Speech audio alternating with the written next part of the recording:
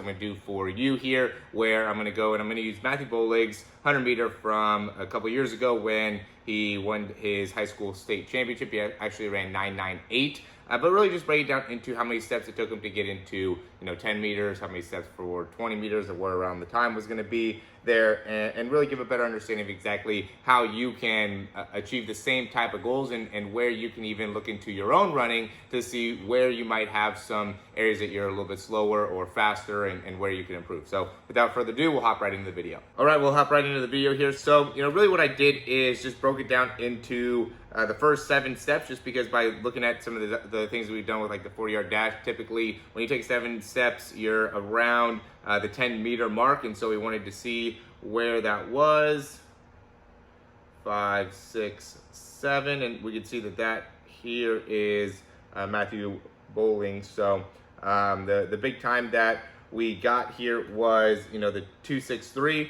And, just breaking it down, you can see this here at the bottom, or the time stamp essentially within the video is 2:63, which is a 1:76 10 meter. So, really big thing that I would say there is just have below a 1.8 10 meter and try to get that in the first 7 steps. Then we'll go to the step 12, about 20 meters, 8, 9, 10, 11, 12. Okay, once you get to 12, you're about into full stride in terms of how well you're actually able to open up. So once we get into this area, now we start to see a little bit more of a decrease in how many steps it takes per 10 meters. But within this time period, he is at a 2:97 in terms of the time, which is below 3 seconds within the first 20 meters.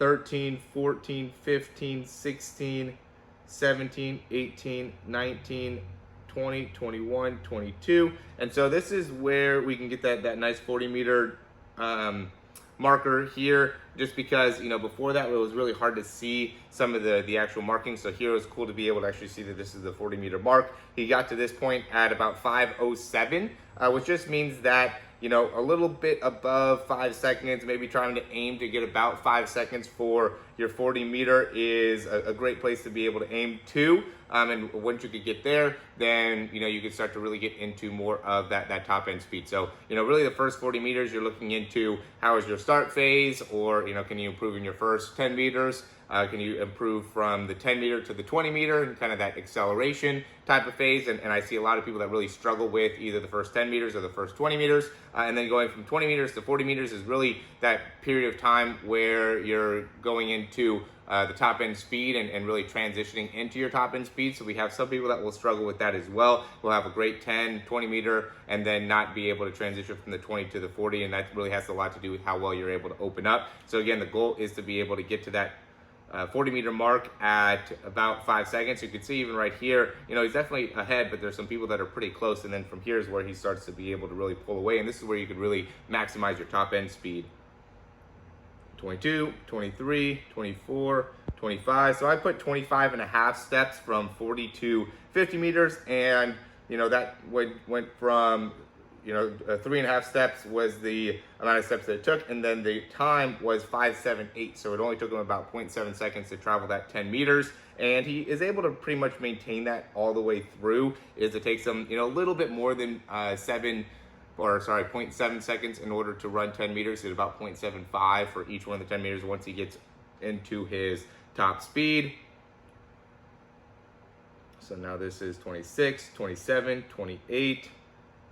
Again, passes that, 60-meter mark now at 6.54 seconds, right? So this is how long he's in it. So it took him 6.5 seconds to get to 60 meters, which is a great overall time. Again, he's taking up about 0.75 seconds right now. And then we have another, so this is 29, 30, 31, 32. This one lands pretty close to that 70-meter mark, and he's at about 8 seconds flat here. He's at about 7:29 here.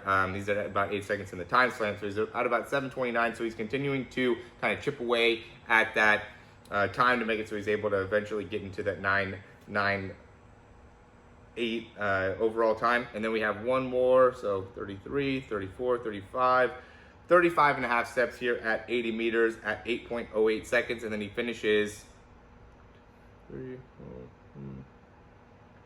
with, and this is really what's important, he finishes with about 44 steps, right? 998, 44 steps in the 100 meters, and he ran a 998 there. So just to give you an idea of how many steps it's going to take, how many steps that it takes per 10 meters, where you should be at in each one of those timestamps, right? So at 50 meters, you should be at about 25.5 steps. At 60 meters, you should be at about 28.5 steps. 70 meters, you should be at about 32 steps. And Matthew Boling is about 6'1", right? Just to give you an idea of his overall height, just so you can, apply that. There's going to be some people that are not going to be able to, they're going to end up having to take more steps because of their height, and there are some people that are going to be able to take less steps because of their height. I think Usain Bolt only takes about 38 or 39 steps because he's closer to 6'5", 6'4", 6'5", and so he's a little bit different of a overall athlete, and so just take that into consideration with your height to make sure that you're getting the right numbers and the right calculations. But I do think this would be able to help you out in better understanding exactly what you want to do in order to run